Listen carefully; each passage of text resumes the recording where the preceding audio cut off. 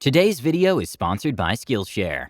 Skillshare offers thousands of inspiring classes for creative and curious people on topics including illustration, design, photography, video, and harnessing your creativity to become your own boss. The Dungeons & Dragons community is full of incredible creators, artists, writers, sculptors, and entrepreneurs. It's so clear that the community is one of the most creative there is, and yes, I'm biased. But if you're a creator that's interested in monetizing your hard work and brilliance, check out Start Your Creative Career. Build a sharp, smart online presence by Sonia Rasula. I think that too many creatives tend to not realize that what they're doing is in fact creating a service or creating something that they eventually want to sell. And so that officially puts you into the bucket of business owner, which is a mental shift. So for all you brilliant creators that are operating as a business already without realizing it, put yourself out there and become your own boss. With the new anti-work movement, I think there isn't a better time than now to be rewarded for your hard work. The first 1,000 of my subscribers to click the link in the description will get a 1-month free trial of Skillshare, so you can start exploring your creativity today. Now what you're here for. When one of the best games I ran ended in a way I did not see coming at all. Hi everyone, All Things D&D is back with 2 stories. When players make awesome decisions that no one expects, not even the DM, it takes the game to the next level. These 2 stories are exactly that, an evil character that does it right, and a character that turns a blunder into a success story. Tell us about your best session after listening to these 2. I started a Dungeon World game with my usual group, as a little break from D&D. It was intended to be a short campaign, just 3 or so sessions. The premise was that all the players started off as inmates in a fantasy prison. In the first part of the first session, they created their characters' backstories, and all of them established why they were in the prison in the first place. One player was a fighter who had accidentally killed his own father with their family heirloom, a spear that he used as his main weapon. He was blamed for the death and sent to prison. Another player was a thief, and his criminal life had finally caught up with him. Then there was the wizard of the group. I can't remember what he did, but he had chosen to play as an evil character, and he was a character that deserved to be in prison. There was a 4th player, but I can't remember what their backstory was. I do remember it being sympathetic like the fighter. The campaign starts off with a group of orcs coming to the prison to break out a powerful evil wizard Big Bad. The heroes fought their way through the orcs, getting to the storage room that kept their gear in the process, including the fighter's spear, which will be important later. The villain got away, but the warden gave them the task of stopping the villain. If they succeeded, they'll all be pardoned. They then went on a quest looking for the MacGuffin, an enchanted spear that could break past the evil wizard's magical protection. All the while, the evil wizard in the party was subdued, biding his time. He didn't play the character like most players tend to think an evil character should be played, doing random evil things left and right. He just went along with the party, giving his input where needed and fighting alongside the other heroes when there was combat. After gaining the enchanted weapon, they went forward to confront the BBEG, who was on his way to a mountain to reclaim his airship, which he would then use to start taking over the region. They encountered him on a bridge to his airship, just before he was about to get inside and head off. The fighter threw the enchanted spear, which broke through the villain's protection spells, and after a tense fight, they were able to defeat him. But then the wizard in the group started heading towards the airship, intending to take it for himself. This shocked everyone at the table, including me. We knew he had chosen the evil alignment, but didn't expect he would act on it, since he didn't do anything overtly evil before. What ensued was a struggle to stop the wizard. The fighter approached him on the bridge, but was hit with a spell and thrown aside to his death. The player then narrated his death, saying that his family's spear fell before he did, landing on the ground pointing spearhead side upwards, and the fighter fell on top of it, impaling himself in the spear that had killed his own father. The other 2 heroes then scrambled to stop the wizard, and after a brief but even more tense fight, they succeeded in killing him. The wizard player got a partial success result on his last breath move, which we ended up interpreting as the death god of this setting taking him in as one of his thralls in the afterlife. We had planned on doing a follow-up campaign in the setting, where his character had become the new main villain, leading an army of undead or something like that. But we never got around to playing Dungeon World again. All in all, a great way to end a mini-campaign.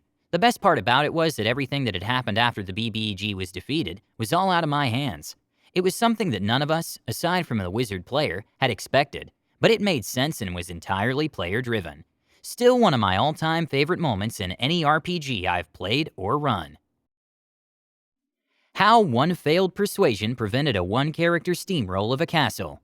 So I'm currently playing in a group almost entirely composed of newcomers, myself included among the newbies. And it's my DM's first time behind the screen. So suffice to say, this entire campaign is a bit of a learning experience for all involved. From what I can gather, we're playing a modified/homebrewed version of Lost Mine of Phandelver. We had gotten to the point where we were going to rescue the dwarf, Dundir in our case, from what we had called Spearmaw Castle.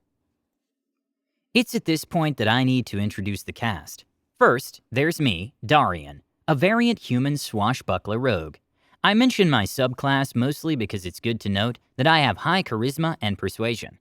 After that, we have Gerzak, a Goliath fighter, Brun, a dwarven druid, Agnagoria, Azamar cleric, Minox, half-elf ranger, and Casmus, a blue tiefling wizard. We were also rocking a DMPC, a human fighter named Artax, but he doesn't do much here, even when we get to combat. So, some background. Before getting here, we had tried to save Dundir the dwarf from a goblin cave, and got our asses handed to us. Pretty much every one of us went down at some point during that encounter, almost purely for the fact that all the goblins and dire wolves had major action economy on us. The biggest takeaway from that was that running away works, and Artax was in the party. That really put us on our asses, and made us noticeably more cautious with our combat. Fast forward a bit to when we find Spearmaw Castle, where we are very sure Dundir is. We take a night to long rest, and make sure we're ready for what's coming.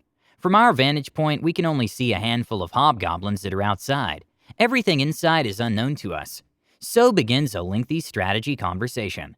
We talk about trying to sneak in the back, or take a couple ranged weapons and try taking potshots from the roof. But Artax stepped up in objection to those ideas. DM not so subtly letting us know that those are almost guaranteed to get us killed. That was when we got a little more creative. At some point, someone asked to roll history on goblins, and learned that they tend to worship the spider god Lolth. That was when Brun chimed in that she could wild shape into a giant spider, and make it a little more demon-looking. So we get the idea to use her wild shape to make them think that she's Lolth, so they let us walk in. I chime in that I had high charisma and a +6 to persuasion, so I was in a good position to convince those goblins that she was who she said she was. So with this plan, Brun acting as Lolth, me as her herald, and the rest of the party as new disciples, we decide to walk in and try to convince them to give us Dundir. To summarize the first few rooms, each goes relatively the same. We walked in, goblins saw Spider Brun, I hammed it up a bit for them, and we kept going. One thing of note was that I had a particularly charming effect on the cook, but I'm going through rolling fantastically on my persuasion checks. Her being there and giving advantage wasn't hurting. That is until we get to the throne room. We're faced with King Grak, leader of the goblins, I think actually a bugbear, 2 guards, and a cage with Dundir in it. By this point, I had been a little nervous. I was doing all of the talking for the party, because of my high persuasion, that was making me incredibly nervous over the fact that I was steamrolling the session.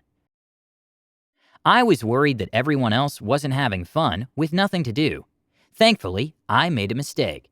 When talking with King Grak, I had said that Lolth wanted to bring the dwarf into her fold, not knowing the fact that Lolth hates dwarves. Because I had unknowingly said something so far off the truth to someone who definitely knows what Lolth is supposed to be about. That blunder raised my persuasion DC for Grak, and I fail hard. He calls us out on our lie, gets one of his guards to attack us with him, and we roll initiative. There was a serious gap in difficulty between Grak and the guard. Pretty quickly, I get the kill on the guard and then go in for Grak. I rolled decently high, a 19 I think, but didn't hit. It's at this point that everyone else in the party gets some awesome moves in. I'm not kidding when I say that everyone else manages to do something cool. We were setting shit on fire. Gerzak WWE elbow dropped Grak at some point. Minox poisoned him. Shit was going really cool. Except for me. I went down so fast after taking out the guard. When Casmus lit a tapestry on fire, I had to make a dex save to get out of there. I think I'm a rogue. Dex save will be so easy. And I roll so low. I go down, and at some point, Agnagoria heals me. By the time Brun got the kill, and literally started eating him in her spider form, everyone had done something cool, in what ended up being one of our best combat encounters to date. I felt so much better after this. Everyone got to do something cool to make up for me hogging the spotlight in the RP. We start to leave the castle. I appoint the cook to the new king, in case we need friends later. And we get the hell out of there and call the session before something else can happen. I know this was a long one, but I felt like I needed it to show just how much I was taking over the first part of the castle. It just goes to show that not every failed ability check is a bad thing. Oftentimes, they lead to some amazing moments and encounters. Being aware that you're being the center of attention and trying to step out of it is a really mature move. What I love about these two stories is that the players really made the magic happen, not the DM. If your players have room to let the story grow, it makes the game that much better. Please let us know what you think and comment below. Don't forget to subscribe to our channel, All Things D&D. Our videos are posted every Tuesday and Friday, so stay tuned for more amazing Dungeons & Dragons content.